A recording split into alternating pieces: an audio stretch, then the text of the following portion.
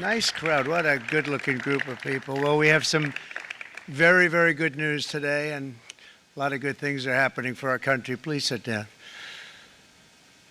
My fellow Americans, this is Liberation Day. Waiting for a long time. Liberation Day, when countries can no longer exploit the United States with exorbitant tariffs, currency manipulation, and trade barriers. Donald Trump announced Liberation Day, April 2nd, 2025. For years, leftists have preached fair trade. Finally, we will begin to see actual, genuine fair trade taking place as Donald Trump prevents others from taking advantage of American generosity. April 2nd, 2025 will forever be remembered as the day American industry was reborn, the day America's destiny was reclaimed, and the day that we began to make America wealthy again. For nearly 25 years, the United States has generously granted duty-free access for thousands of goods and services to dozens of African countries that agree to meet reasonable governance goals like respect for life, liberty, and private property rights. We ask nothing in return, as Congress valued improvements in the human condition within Africa more importantly than the small amount of revenue which tariffs would have contributed to our fiscus. Unfortunately, most of the world has been taking advantage of the United States and its generosity, including African states that impose punitive tariffs on the very nation that gives them a generous free pass. Well, no longer, folks. Going to make it wealthy, good and wealthy. For decades, our country has been looted, pillaged, raped, and plundered by nations near and far, both friend and foe alike. American steel workers, auto workers, farmers, and skilled craftsmen. We have a lot of them here with us today. They really suffered gravely. They watched in anguish as foreign leaders have stolen our jobs, foreign cheaters have ransacked our factories, and foreign scavengers have torn apart our once beautiful American dream. In order to restore fairness in international trade, on April 2nd, 2025, President Trump imposed what he called reciprocal tariffs on dozens of countries, including many African states. But you'll notice as I cite these reciprocal tariffs, if it's over 10%, it's not reciprocal. We still give people a break. On his first day in office on January 20th, when President Trump temporarily imposed a 90-day freeze on foreign aid, most countries quietly went about their business and tried to deal with the impact of that freeze. Unfortunately, South African politicians and the media decided to play to a domestic audience and attacked America, falsely claiming South Africa was being targeted by racist Americans.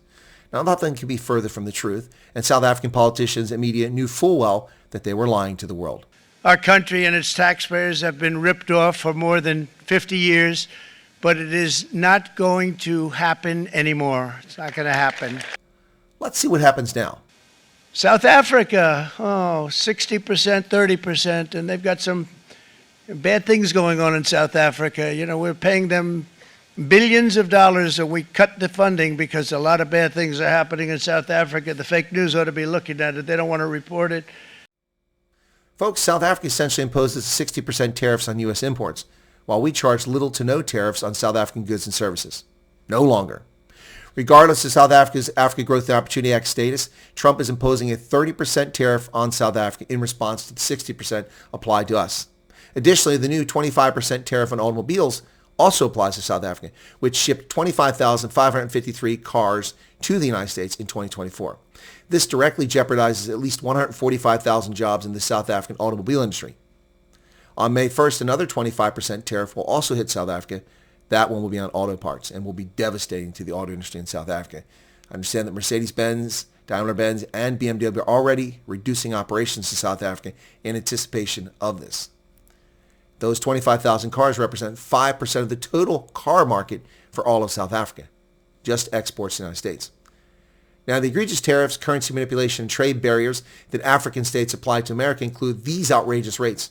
South Africa's 60% imposed on America.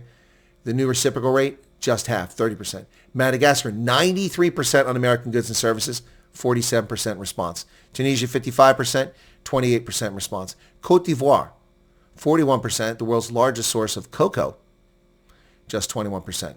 Botswana, friendly Botswana, perhaps the country with the best diplomatic relations with the United States and all of Africa, has been hitting Americans with a 74% tariff. They'll get a 37% tariff in response. Lesotho, 99% tariff. That's absolutely ridiculous. They'll be getting a 50%. Namibia, 42, 21.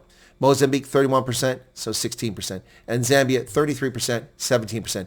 You'll notice a preponderance of Southern African countries in this mix of outrageous tariffs.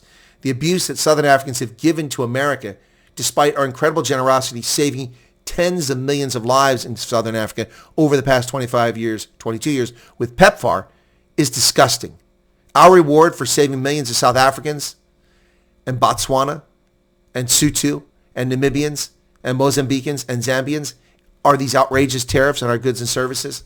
Folks, no longer. There's a new sheriff in town, and his name is Donald John Trump. And this isn't the man who served his first term. This is a different man who survived 2 assassination attempts that we're aware of and endless attempts to put him in jail for crimes he never committed, along with an effort to bankrupt him. Trump is being very generous here, folks, imposing just half the tariffs that our trading partners impose on us for everything beyond 10%. If it's just 10% and ours is lower, we raise 10% for reciprocity. But those beyond that are catching a break. Hopefully they'll get the message and lower their tariffs.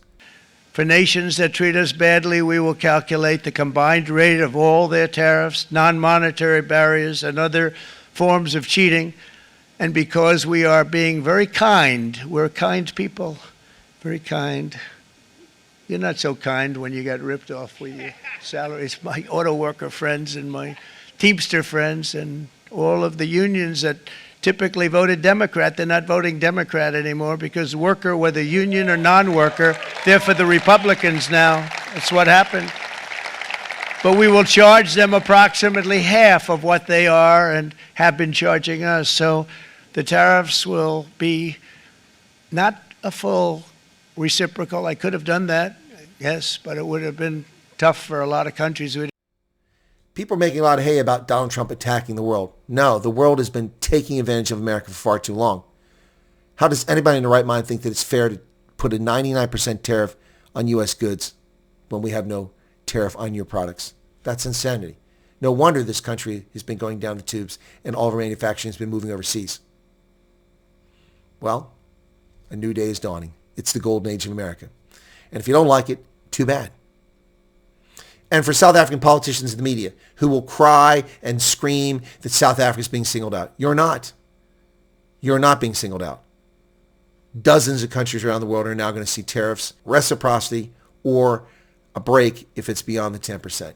So don't start crying that, oh, woe is me, woe is me. The last time you did that, your aid got suspended permanently, and we offered a refugee resettlement program as a nation. So my recommendation to South Africa's politicians and to its government, focus more on the screwed up budget you just passed, imposing consumption taxes on the poorest of all South Africans, black South Africans, by raising VAT. What say you, South Africa? What say your world? Cheers.